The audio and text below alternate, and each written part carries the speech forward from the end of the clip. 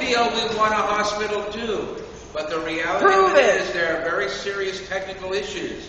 Take it from somebody who is a community activist. I am. And I'm telling you straight out, for us to just say, no, doesn't work. We have to yes, it does. Yes, it does. You find out. If you don't have a coherent argument as to why, then you lose. We're giving you one. That's why we want to think about it. Fine. Thank you, sir. We have Michael Blazer, followed by Michael White, Dr. Arlene Rudin, and then Phil, I think it's Sawyers. Please, who's next?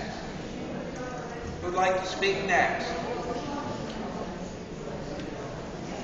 Who are you, sir? You're Michael White. Michael Blazer is not here. Michael White, please, sir.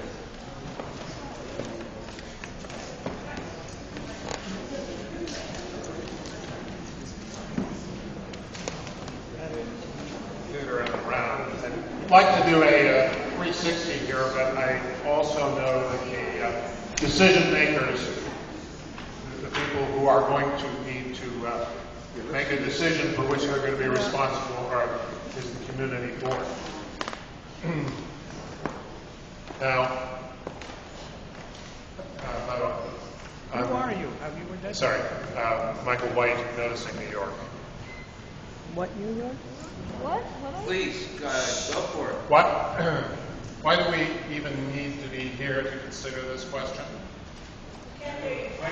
Why do we even need to be here to consider this question? The Rudin St. Vincent's real estate deal was a very complicated shell game designed to cash in on using the hospital's 501c3 status in order to upzone and essentially sell off a portion of historic Greenwich Village for the benefit of a private real estate developer.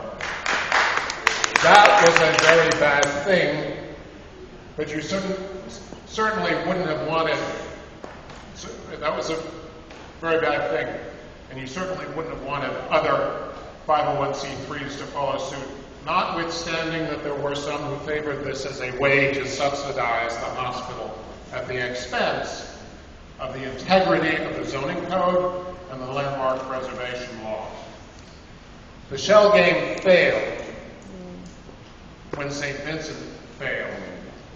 One lesson that can be taken away from the failure is that the complicated rigmarole and professional energy being put into that subterfuge, in all of that rigmarole, the eye had been taken off the ball.